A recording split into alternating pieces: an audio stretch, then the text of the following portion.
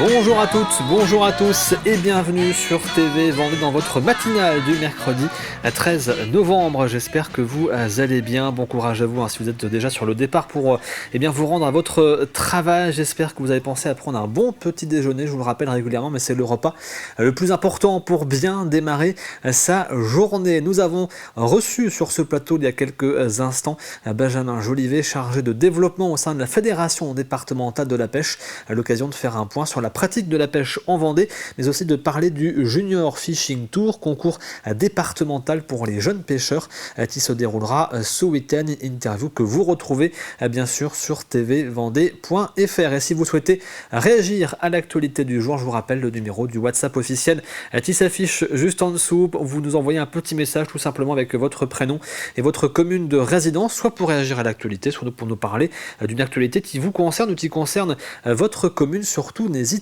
pas. On passe maintenant justement au titre de l'actualité du jour.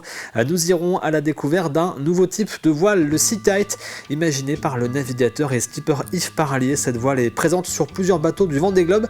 Elle peut servir en secours en cas de dématage. Une mésaventure que Yves Parlier connaît bien, ce qui l'a poussé à imaginer ce système. Nous retournerons au village du Vendée Globe où la semaine dernière, des élèves de première en filière accompagnement, soins et services à la personne étaient mobilisés pour permettre à des résidents d'EHPAD d'y venir en visite et d'accéder au ponton.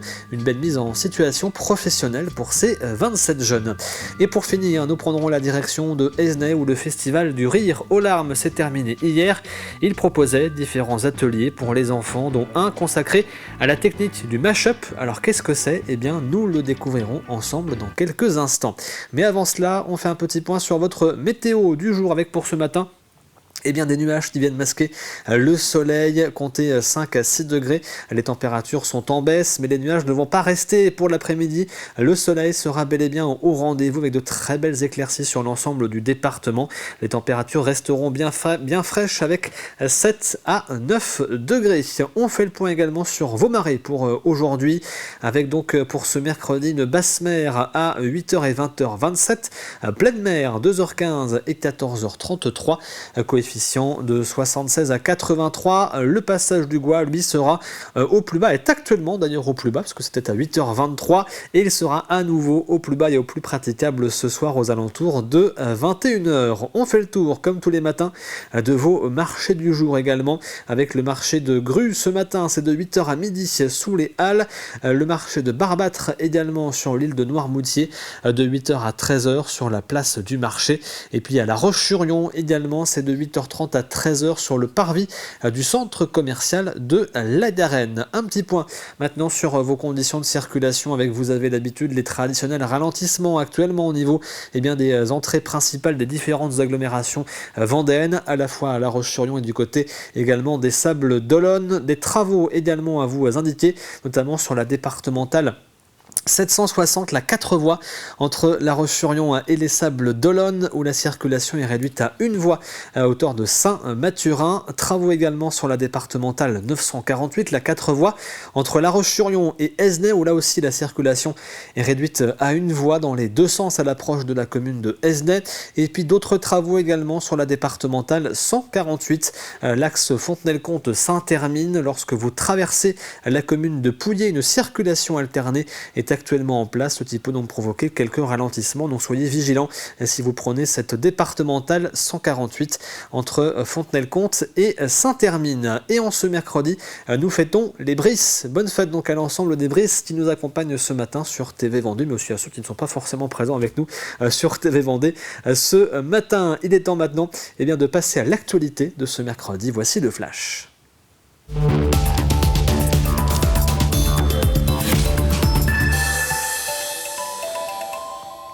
Organisé par la Confédération des petites et moyennes entreprises, le salon Effervescence revient le 21 novembre pour une 4e édition. Il se déroulera à Luçon, à l'espace Plaisance. Il permet aux entreprises de pouvoir se rencontrer et échanger tout en faisant découvrir leurs activités au grand public. L'an passé, 100 entreprises vendéennes s'y étaient donné rendez-vous.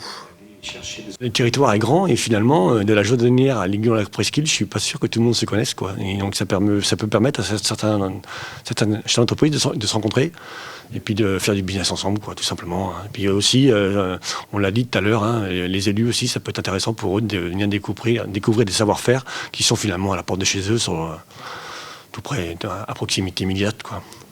Ancien vainqueur de la Transat Jacques Vabre et de la Route du Rhum et ancien participant parfois malheureux au Vendée Globe, le skipper Yves Parlier était présent au Sables d'Olonne durant le village du Vendée Globe. Il est venu présenter le Sea-Kite ou le Liberty Kite, un nouveau type de voile qui reprend les bases de celle utilisée en kitesurf, mais pour tracter des bateaux, un système qui peut être utilisé en secours en cas de dématage et que certains skippers ont embarqué sur cette 10e édition du Vendée Globe. Un reportage de Louise Viadger.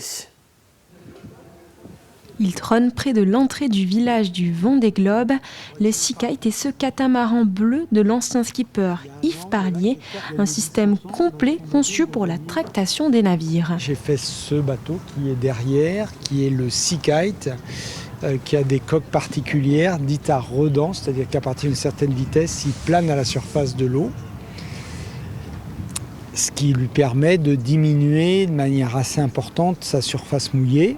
On a établi avec 2 records du monde de distance parcourue sur 24 heures. Yves Parlier a navigué 30 ans en mer en solitaire, impliquant son lot de mésaventures, d'où l'idée de créer le Liberty Kite, une voile de secours pour se protéger des accidents. C'était une drisse qui s'est tendue et j'étais à l'avant et mon doigt s'est pris entre la drisse et le tambour de l'emmagasineur.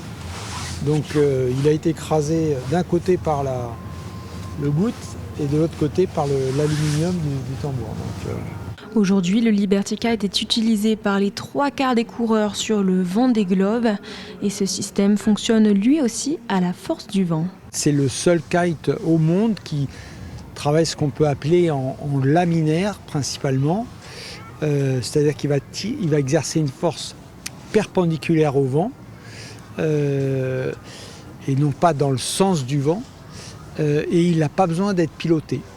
Une fois qu'il est relié au bateau avec ses 2 lignes amarrées, il va se débrouiller tout seul pour, dans le vent, tirer. Yves Parlier, skipper, marin et ingénieur, a développé ces technologies avec son entreprise Beyond the Sea. Son objectif, économiser 20% de carburant en moyenne en utilisant l'énergie du vent, du soleil et de la mer. Yves Parlier qui s'est donc fait connaître du grand public lors du Vendée Globe 2000 où il avait dématé. Tout le monde prédisait alors son abandon, mais il avait réussi à reconstruire un mât tout seul. Il avait terminé en 126 jours contraint de manger des algues et des poissons pêchés et n'ayant plus de vivre à bord. Je vous conseille d'ailleurs, si vous voulez découvrir cette folle aventure, le film Seul où Yves Parlier est interprété par l'acteur Samuel Le Bihan. La semaine dernière, 27 élèves de première ASSP, accompagnement, soins et services à la personne du lycée Valère Maté ont été mobilisés sur le village du Vendée Globe. Leur mission, organiser et accompagner des résidents d'EHPAD en visite sur le village. Une vraie mise en situation professionnelle pour ces jeunes qui devaient tout anticiper pour que la visite soit la plus parfaite possible pour les seniors qu'ils accompagnaient. On a préparé ça pendant assez longtemps, depuis le début de l'année, et on a fait des petits groupes dans la classe et chaque petit groupe est dispersé par EHPAD. On est 5 par groupe en soi, on peut aller un peu avec qui on veut. On a évalué certaines compétences qui sont évaluer la situation de handicap de la personne âgée, essayer de parler avec elle, communiquer, faire attention où on met les pieds pour les fauteuils roulants, faire attention qu'ils ne chutent pas. Et puis pour eux, ça les fait sortir, ça leur fait voir autre chose que toujours leur chambre d'EHPAD. Et puis pour nous, ça nous entraîne pour plus tard. Et pour les résidents des EHPAD qui ont participé à ces visites, c'était une journée exceptionnelle. Ils ont pu accéder au ponton et rencontrer les skippers, l'occasion pour certains de se remémorer de bons souvenirs. La première fois, c'était le premier tour. Ah, donc ça a changé, hein. C'est plus du tout pareil. Qu'est-ce qui a changé alors depuis la première fois ? Tout, d'abord je marchais tout seul. Et puis, il n'y avait pas du monde comme ça, quoi. Si je n'avais pas été organisé à l'EHPAD, je ne serais pas là. Autrement, je suis un déambulateur là-bas à l'EHPAD. Mais là, il faut marcher beaucoup, j'aurais pas tenu le coup. C'est bien comme ça, avec les filles. C'est gentil. À l'occasion du Festival du Rire aux larmes qui s'est terminé hier à Aizenay, différents ateliers étaient proposés notamment pour les enfants et l'un d'entre eux était consacré au mash-up, une technique qui permet de créer des films en utilisant des images anciennes glanées ci et là, une technique ludique qui a plu aux enfants présents et qui permet de leur faire découvrir le cinéma, un reportage de Grégoire de Châtillon. Regardez bien, mémorisez bien ce qui se passe dans chaque plan, regardez bien. Après les effets spéciaux l'année dernière, place au mash-up. Cette année, le mash-up ou l'art de jouer avec les images. Est-ce qu'on regarde ?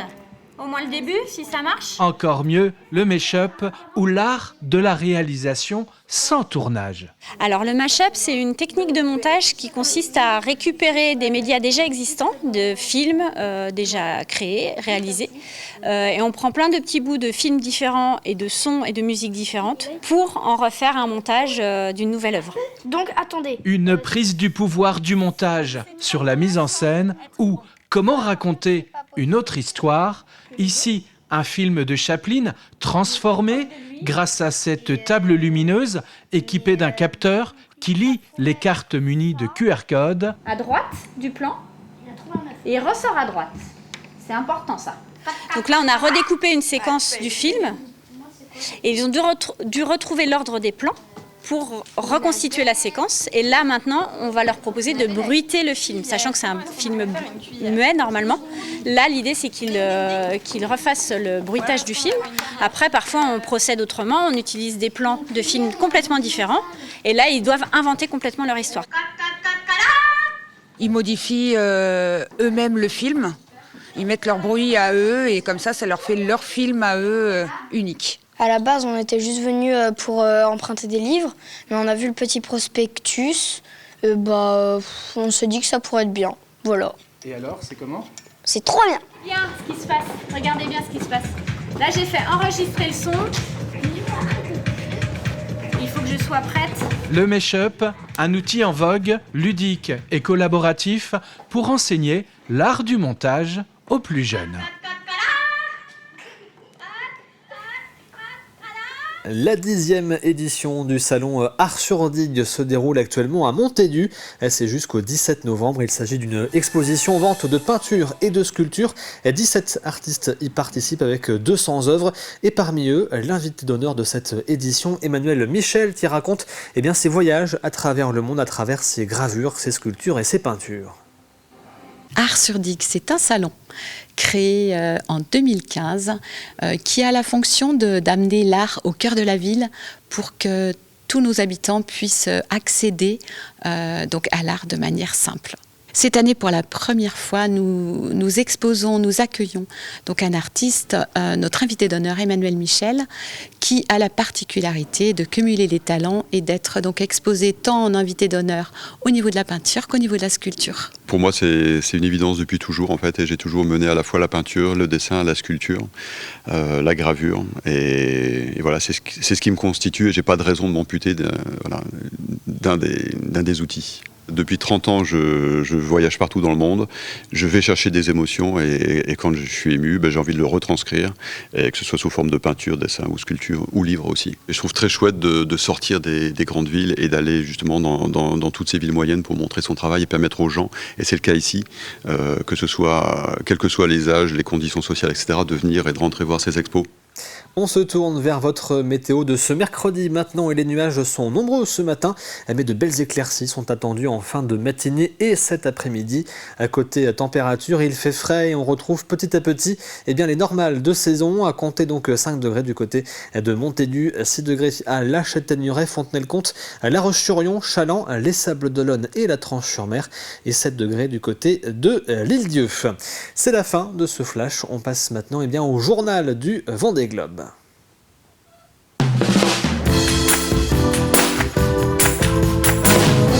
Le journal du Vendée Globe préparé par Alexandre Lenaour et Aurélien Huard. Ils reviennent sur ce qui s'est passé ces dernières heures en course et sur le classement. Regardez.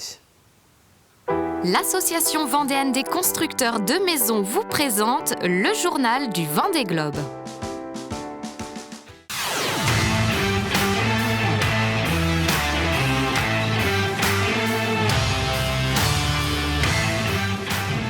Après le calme de la première nuit de course, la flotte s'est mesurée aux conditions plus capricieuses au large du Cap Finistère. Des rafales jusqu'à 40 nœuds de vent, de la houle et une zone où le trafic maritime est très dense. Une nuit loin d'être reposante. Oh, le merdier quoi encore.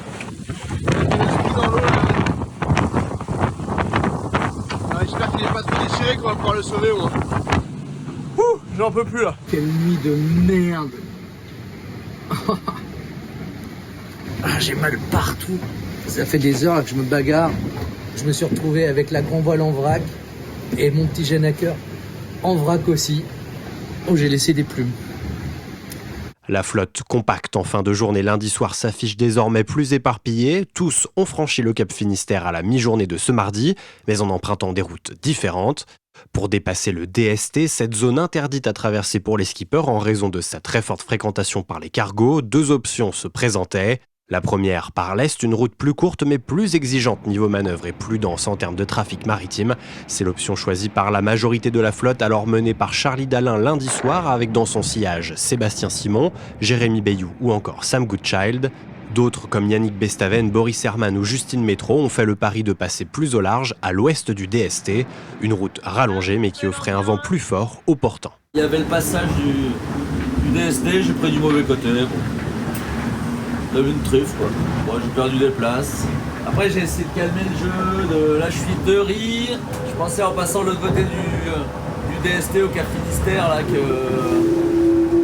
ce serait moins d'empannage et tout. Au final le vent est très fort. Nicolas Lunven sur Holcim PRB a lui signé l'option la plus à l'ouest et expliquait cet après-midi son choix à la vacation de course. J'avais envie de faire un truc simple et j'étais pas très à l'aise à l'idée de passer à l'intérieur du DST, quitte à perdre un petit peu, mais pour pouvoir bien exploiter le potentiel du bateau.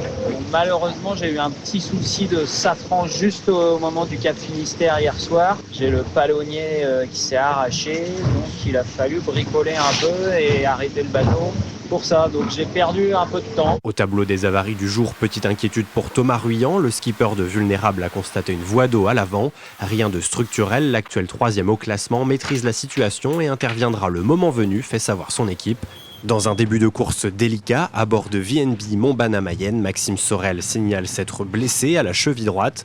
Blessure identique mais au pied gauche pour le chinois Jing Kunsu, survenu lui dans les premières heures de ce Vendée Globe. 出海特别享受，很开心。但是我今天非常糟糕，今天我的脚被扭伤了，非常非常的痛，希望不要骨折。我现在行动起来已经开始非常的不方便了，这个跺脚不敢着地，不敢受力。 Dauphin au petit matin, Sam Goodchild a donc pris la tête de la flotte ce mardi 12 novembre. Le Britannique est suivi de près par ses 4 poursuivants, Charlie Dalin, Thomas Ruyant, Johan Richomme et Jérémy Bayou, à moins de 50 000 nautiques. Au pointage de 15 heures, les poursuivants naviguent également très proches les uns des autres. Moins de 20 000, c'est par Benjamin Ferré, 12e de Damien Seguin, 21e. Idem pour les skippers dans le 3e et dernier quart de la flotte. Nicolas Lunven sur Holcim PRB qui est parti le plus à l'ouest est ce mardi après-midi 33e, mais bénéficiait d'une vitesse bien supérieure à ses concurrents avec 15 nœuds de moyenne sur les dernières 24 heures.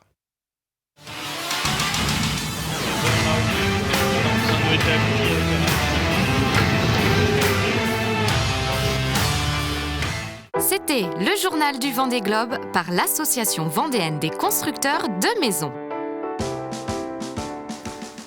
Le journal donc du Vendée Globe à retrouver tous les jours sur TV Vendée pour savoir ce qu'il se passe sur cette 10e édition. Comme tous les mercredis, on parle maintenant de cinéma.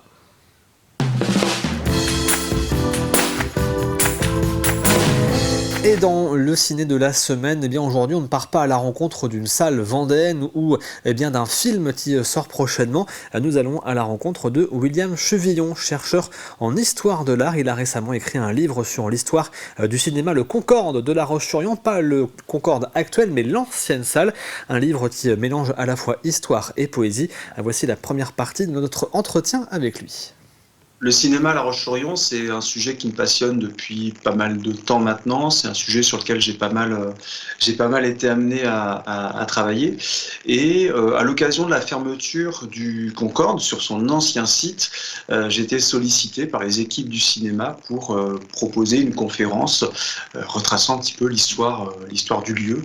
Donc c'est de là en fait, qu'est né ce texte que je publie sous la forme aujourd'hui d'un petit livret. Dès 1913, en fait, le cinéma permanent est en place à La Roche-sur-Yon, dans un premier temps rue Joffre, rue de Bordeaux, et puis très, très vite, quelques mois après, donc toujours en 1913, rue Gouvion. Et c'est cette histoire de 110 ans de cinéma au même endroit que j'ai eu envie de raconter, puisque c'est un fait tout à fait exceptionnel. Il y a des cinémas qui ont 110 ans, qui ont un grand âge, mais 110 ans dans un seul endroit, c'est assez exceptionnel. Alors c'est vrai qu'une histoire de cinéma, c'est tout le temps une histoire avec des hauts et des bas. L'incendie en fait partie en 2004, un petit incendie, mais qui finalement s'est greffé à une période où il y avait un changement dans la gestion du cinéma. Donc finalement, cet incendie a permis aussi un nouveau départ pour le Concorde tel qu'on le connaît encore aujourd'hui. Donc voilà, c'est une histoire avec des hauts, des bas, des allers-retours parfois dans l'histoire. Et c'est ça qui est assez intéressant dans un lieu comme un cinéma, c'est que c'est avant tout de la matière vivante. Alors moi, j'ai eu envie de proposer un texte un peu historique et poétique, donc c'est pas seulement un texte historique. Et ce qui est assez significatif, c'est qu'à ce moment-là, dans ma démarche, je suis allé chercher des témoignages de personnes qui ont pu aller au cinéma dans les temps passés.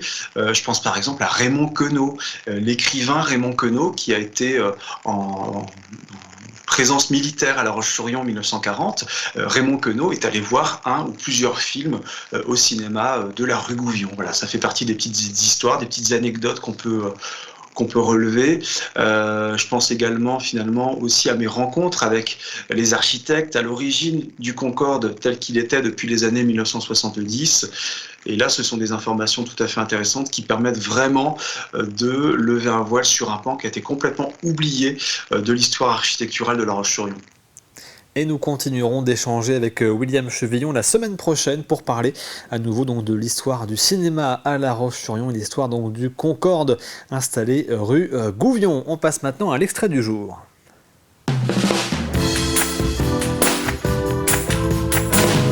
Et l'extrait ce matin, c'est l'émission Le Petit Vendée Globe. Toutes les semaines, désormais, Alix Lanos vous proposera de revenir sur les temps forts de cette 10e édition et sur toutes les plus belles images. Regardez.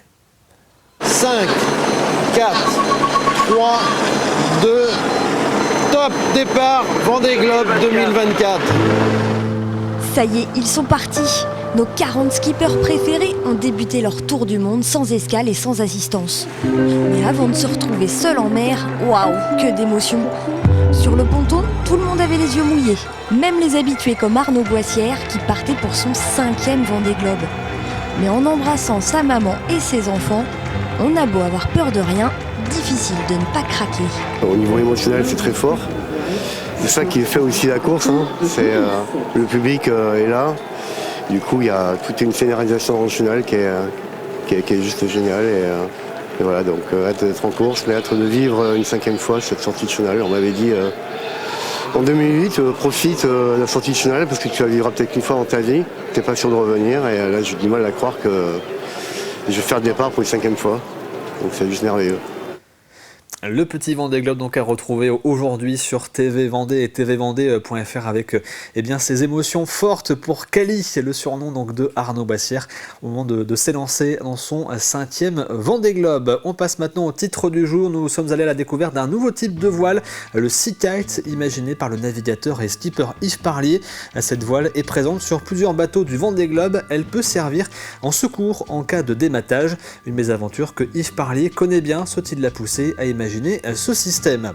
Nous sommes retournés sur le village du Vendée Globe où la semaine dernière des élèves de première en filière accompagnement, soins et services à la personne étaient mobilisés pour permettre à des résidents d'EHPAD d'y venir en visite et d'accéder au ponton. Une belle mise en situation professionnelle pour ces 27 jeunes. Et pour finir, nous avons pris la direction de Esnay où le festival du rire aux larmes s'est terminé hier. Il proposait différents ateliers pour les enfants dont un consacré à la technique du mash-up. Nous avons découvert ensemble donc à quoi servait cette technique et comment était-elle travaillée. Une belle occasion aussi de faire découvrir le monde du cinéma aux enfants qui ont participé. On passe maintenant au jeu de la matinale.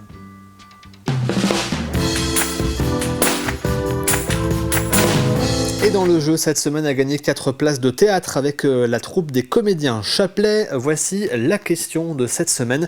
Dans un bateau du Vendée Globe, dans un IMOCA du Vendée Globe, comment s'appelle l'appareil qui permet de descendre et de monter les voiles? Je répète, comment s'appelle l'appareil qui permet de descendre et de monter les voiles? Voici l'indice du jour. Il peut tirer jusqu'à 3 tonnes. Je répète, il peut tirer jusqu'à 3 tonnes. Vous l'avez à l'image. Justement, cet appareil à bord de l'IMOCA de Sébastien Simon, l'IMOCA groupe du Breuil. Sébastien Simon qui a pris le départ lui de son deuxième Vendée Globe. Je vous rappelle que vous retrouvez bien sûr la question de la semaine et l'ensemble des indices jour après jour sur tvvendée.fr et n'hésitez pas à aller fouiller dans les différents reportages qui ont pu être faits sur ce Vendée Globe pour trouver la réponse à la question de cette semaine.